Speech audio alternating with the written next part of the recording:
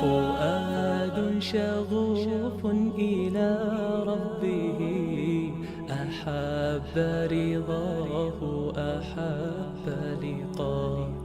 السلام علیکم. امید ہے آپ سب خیریت سے ہوں گے. میری دعا ہے اللہ پاک ہم سب کو صحت، ہدایت اور عافیت کے ساتھ رکھیں.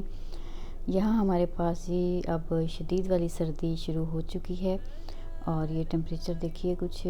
جب تک بچوں کی ونٹر بریک چل رہی تھی موسم اچھا تھا، لیکن جیسے ہی یہ منڈے سے اسکول سٹارٹ ہوئے ہیں تو کافی زیادہ ٹھنڈ بھی آ گئی ہے. اور ساتھ ہی ساتھ ایک بریکنگ نیوز جو کینیڈا کی کل سے چل رہی ہے وہ یہ ہے کہ کینیڈا کے جو پرائم منسٹر ہیں جسٹن ٹروڈو، انہوں نے اپنی ریزگنیشن اناؤنس کی ہے.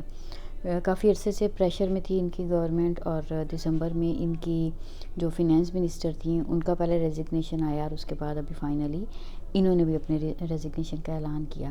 اور دوسری طرف ڈونلڈ ٹرمپ جو امریکہ کے پریزیڈنٹ ہیں، انہوں نے بھی کینیڈا کے امریکہ کے ساتھ الحاق کو، یعنی امریکہ کے ساتھ 51ویں ریاست کینیڈا کے بننے کے بارے میں بات کی ہے. لیکن ایسا کچھ ہونے والا نہیں ہے. کینیڈا ایک الگ سے ڈیفرنٹ ایک ملک ہے اور وہ کبھی بھی امریکہ کے ساتھ جو ہے اس کی مرجنگ نہیں ہو سکتی ہے. تو اس بارے میں تو پاسبلٹی کوئی ہے ہی نہیں جس کے بارے میں کوئی بات کی جائے.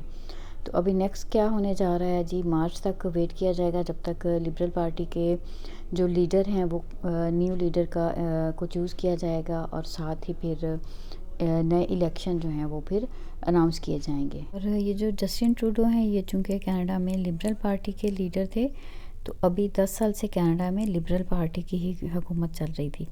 اور ابھی جب بھی کوئی پارٹی جو ہوتی ہے وہ اگر اپنی پوزیشن کو ڈاؤن کرتی ہے تو اس کا فائدہ یہ ہوتا ہے کہ جو اس کے اوپوننٹس ہوتے ہیں ان کا رائز ہوتا ہے. تو اب ان کے جو حریف تھے وہ یہاں پر ہیں ڈیموکریٹکس، اور یہی پریڈکشن ہے کہ اب نیکسٹ الیکشن میں جو ڈیموکریٹک پارٹی آف کینیڈا ان کی گورنمنٹ فارم ہوگی. اور یہی پریڈکٹ کیا جا رہا ہے کہ یہ جو 2/3 میجورٹی حاصل کر لیں گے. ان ممالک میں ایسا نہیں ہوتا کہ اقتدار میں رہنے کے لیے لوگ کسی بھی قسم کی غلط پلاننگ کریں اور ہارس ٹریڈنگ کی جائے یا کچھ اس قسم کا کیا جائے جیسا کہ ہمارے ایشین کنٹریز میں ہوتا ہے. یہاں پہ ملک کی جو بہتری ہوتی ہے نا اسی کو ترجیح دی جاتی ہے. اس کی ایک بہت بڑی مثال ابھی یہ جسٹن ٹروڈو کا یہ والا سٹیپ ہے کہ وہ خود ہی سٹیپ ڈاؤن کر گئے. تو انہوں نے یہی کہا کہ میرے لیے کینیڈا اور کینیڈا کے لوگ جو ہیں ان کی بہتری سب سے زیادہ میٹر کرتی ہے، اور وہ ڈیزرو کرتے ہیں کہ یہاں پہ وہ گورنمنٹ ہو جو ان کو سب سے زیادہ بینیفٹ کرے. اچھا، ٹروڈو صاحب کے جانے کے ساتھ نا بہت ساری چینجز آئیں گی. خاص طور پہ کسی بھی ملک میں جب پولیٹیکلی انسٹیبلٹی آتی ہے تو اس کے ساتھ اس کا افیکٹ ہوتا ہے سب سے پہلے تو اس ملک کی اکانومی پہ. تو اس سلسلے میں میرا خیال ہے کہ سب سے زیادہ جو افیکٹ ہوگا نا جس کے لیے ہم سب بہت زیادہ کنسرن ہوں گے وہ امیگریشن پروسیس ہوگا. اور جو بزنس پوائنٹ آف ویو سے لوگ انویسٹمنٹ کرنا چاہ رہے ہیں اس لحاظ سے، تو اس کے لیے ابھی سب لوگوں کو ویٹ ہی کرنا پڑے گا جب تک کہ نئی گورنمنٹ بن جاتی ہے اور ساتھ ہی نئی پالیسیز نہیں اناؤنس کی جاتی ہیں. تو چلیں، یہ بس ابھی بچوں کی ونٹر بریک چل رہی تھی. جیسے ہی وہ ختم ہوا ہے، ہالیڈے سیزن اینڈ ہوا ہے، تو اس میں عجیب ہی روٹین چل رہی تھی. کچھ جو میں نے آپ کو دکھایا بچے اپنے اپنے جو کچھ اسائنمنٹس کچھ کام تھے اس میں بیزی ہیں. کبھی کھانے پینے کی ٹائمز جو ہیں وہ بہت ڈفرینٹ قسم کی چل رہی تھیں ٹائمنگز. اور اب فائنلی بچوں کا اسکول 2 دن ہو گئے ہیں جب سے ری اوپن ہو گیا ہے، تو روٹین تھوڑی سی دوبارہ سے سیٹ ہونے جا رہی ہے. اور یہاں ہم لوگ جا رہے ہیں کاسکو. ٹھنڈ کا جیسے میں نے شروع میں بتایا ہے ٹمپریچر کافی زیادہ ڈاؤن چلا گیا ہے ٹورانٹو سائڈ پہ بھی. اور اب یہ تھرو آؤٹ جنوری، فیبرری اور مارچ اب جو ہے نا وہ ایسا ہی ایکسٹریم پہ ہی رہے گا. اور دوسری طرف یہ جو روٹین کی بات ہے یہ تو آپ دیکھتے ہی جائیے.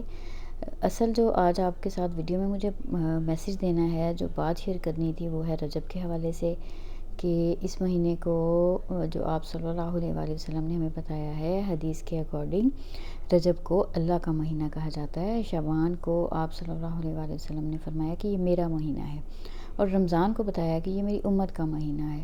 اور اس رجب کے مہینے میں کثرت سے روزے رکھے آپ صلی اللہ علیہ وآلہ وسلم نے، صحابہ نے بھی اسی طریقے سے. تو ہم نے کوشش کرنی ہے کہ خود کو رمضان کے روزوں کے لیے تیار کرنا ہے. تو ایک تو اس مہینے میں ہم یہ نیت کریں اور پھر اس کے لیے پریکٹیکلی ہم کوشش بھی کریں کہ ہم روزے کثرت سے رکھ لیں. سب سے پہلے جو ہمارے قضا کرنے ہیں روزے رکھنے والے ان کو ہم پورا کر لیں، اور اس کے بعد جو ہے پھر نفلی روزے جو ہوں ان کو ہم رکھتے جائیں جتنی بھی ہمت ہو جائے. اچھا، اس کے بعد دوسری چیز جو ہے وہ بھی ایک بہت ہی اچھی حدیث پاک ہے. دیکھیں ہمارے دین میں اتنی آسانی ہے کہ کوئی بھی کام کرنا نا وہ مشکل نہیں ہے. اللہ پاک نے ہمارے لیے چھوٹی چھوٹی نیکیوں پہ بہت بڑے اجر کا وعدہ کیا ہے. حدیث پاک کا مفہوم یہ ہے کہ جو کوئی بھی 10 مرتبہ سورہ اخلاص کی تلاوت کرتا ہے، 10 مرتبہ سورہ اخلاص پڑھتا ہے، اس کے لیے اللہ پاک جنت میں ایک محل بنا دیتے ہیں. اب مجھے بتائیں دنیا میں ایک گھر بنانے کے لیے ایک انسان کو کتنے سالوں محنت کرنی پڑے گی اور کتنے سال لگیں گے اس کو ایک گھر بنانے میں. محل کی بات نہیں کر رہی. اور یہاں پہ کتنی چھوٹی سی ہے سورہ اخلاص، اور قیمتی کیوں ہے؟ کیونکہ اس میں اللہ کی وحدانیت کا اقرار ہے. اتنی بڑی بات ہے جو اگر ایک طرف ترازو میں رکھی جائے نا اللہ کے واحد ہونے کی بات کو، اور دوسری طرف ساری دوسری چیزیں رکھی جائیں، تو یہ ترازو جو ہے نا جس میں کلمہ ہوگا، وحدانیت کی جو گواہی ہوگی، یہ والا پلڑا ہی جھک جائے گا، کہ یہ ایسی وزنی ایسی اہم بات ہے. تو 10 مرتبہ اگر ہم سورہ اخلاص پڑھنے کا معمول بنا لیں تو ہر روز ہمارے لیے جنت میں محل بنایا جائے گا. اس سے زیادہ سستی، اس سے زیادہ آسانی کے ساتھ پراپرٹی کہیں مل سکتی ہے؟ اور یہ پراپرٹی کہاں ملنی ہے؟ جنت میں، دنیا میں نہیں. دنیا میں خریدی جائے گی تو وہ کیا ہوگا؟ بہت محنت مشقت کے بعد کوئی ایک پراپرٹی ہم بنا سکیں گے، اور وہ بھی شور نہیں ہے ہم کہ وہ بن جائے. اور سب سے بڑی اس کی خرابی یہ ہوگی کہ ہمیں اس پراپرٹی کو چھوڑ کے جانا پڑے گا، اور کبھی نہ کبھی وہ پراپرٹی ختم بھی ہو جائے گی، فنا ہو جائے گی، باقی نہیں رہے گی، ہمیشہ کے لیے نہیں ہوگی. لیکن یہ جو محل جنت میں بن جائے گا یہ کبھی نہ ختم ہونے والا بنے گا. یہ جہاں پہ ہمارا رہنا بھی ایسا ہوگا کہ ہمیں وہاں سے کہیں اور نہیں جانا ہے.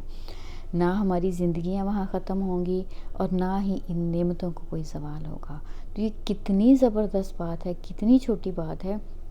ہم انشاءاللہ آپ سب سننے والے میرے ساتھ یہ اپنے آپ سے وعدہ کریں، اور میں بھی اس بات کو کمٹ کروں گی انشاءاللہ آپ سب کے سامنے، کہ ہم اس بات پہ نا عمل کریں گے انشاءاللہ، کہ ہم نے 10 مرتبہ سورہ اخلاص کی تلاوت روز کرنی ہے، تاکہ ہمارے لیے جنت میں 10 محل بن جائیں انشاءاللہ. اچھا جی، واپس چلتے ہیں ویڈیو کی طرف. ولاگ میں کیا چل رہا ہے؟ آپ نے دیکھا ہوگا میری ویڈیوز میں ہمیشہ شیئر کرتی ہوں کہ ہم فش جو ہے نا وہ فرائی نہیں کرتے ہیں، بیکڈ فش ہی بنتی ہے ہمارے گھر میں. لیکن کبھی کبھی دل کرتا ہے کہ فرائی بھی کی جائے. تو اس دفعہ ابھی اس سیزن میں نے یہ فرسٹ ٹائم فرائیڈ فش بنائی تھی، اور آپ نے دیکھا ہے اچھے سے اس کو ڈرائی کیا تھا فش کو. پہلے میں نے اس کے اوپر کچھ اور نہیں لگایا تھا، سمپل فش کو دھو کے اچھے سے اس کو میں نے ڈرائی کر لیا تھا، اور جو کوٹنگ اس کی تیار کی تھی اس کے اندر اگر آپ فش کو فرائی کرنے کے لیے کوٹنگ میں 2 چمچ میدا اور 2 چمچ بیسن جو ہے، یعنی بیسن کے ساتھ میدا یا کارن فلور دونوں میں سے کوئی ایک چیز ایڈ کر لیں. لہسن ادرک کی پیسٹ ڈالی، لیمن ڈالا، اور ساتھ جو روٹین کے ہمارے گھر میں مسالے ہوتے ہیں، نمک، مرچ، ہلدی، زیرہ پاؤڈر اور دھنیا پاؤڈر، یہ ڈالیں. اگر آپ کے پاس کوئی شان کا مسالہ ہے فش فرائی کا یا کوئی بھی، تو بے شک وہ آپ اس میں لگا لیں. بس اچھے سے کوٹنگ کی اور اس کو فرائی کر لیا تھا. اور اس کو میرینیشن کے لیے اس کو ویٹ کرنے کی بھی ضرورت نہیں ہوتی ہے. اگر جیسے ہم وہ اس کو لگائیں اور فوراً بھی فرائی کر لیں تو تب بھی بڑی اچھی بنتی ہے. اور ساتھ ہی یہ ابھی کیک جو ہے یہ بنا تھا، یہ اس سلسلے میں بنا تھا کہ بیٹے کی برتھ ڈے تھی، تو ہم برتھ ڈے سیلیبریٹ نہیں کرتے ہیں. بس یہ ہوتا ہے کہ خاص طور پہ کوئی الگ سے اگر کوئی چیز بننی ہو تو یہ تو روٹین میں ہی بنتے رہتے ہیں. تو بس پھر چاکلیٹ کیک بچے ذرا شوق سے کھا لیتے ہیں، تو اس دن پھر یہ ہم نے چاکلیٹ کیک بنا لیا تھا. تو آج کے ولاگ میں مجھے آپ کے ساتھ بس یہی کچھ باتیں شیئر کرنی تھی. انشاءاللہ کوشش کرنی ہے رجب کے مہینے میں اپنے روزوں کی فکر کر لیں، اور انشاءاللہ ہم نے اپنا سورہ اخلاص جو ہے 10 ٹائمز اس عمل کو ضرور شروع کریں گے. اللہ پاک ہمیں استقامت دیں اور ہمیں یہ توفیق مل جائے کہ ہم اپنے لیے چھوٹی چھوٹی نیکیاں جمع کرتے جائیں. بس میرا میسیج یہی ہوتا ہے. باقی آپ کو ویڈیو اچھی لگی ہو اور کوئی بھی بات اس میں اچھی لگی ہو تو مجھے کامنٹس میں لکھ کے بتائیے گا. اور آپ سے اگلی کسی ویڈیو میں ملوں گی کسی نئے میسیج کے ساتھ، کسی نئی بات کے ساتھ. تب تک کے لیے اللہ حافظ.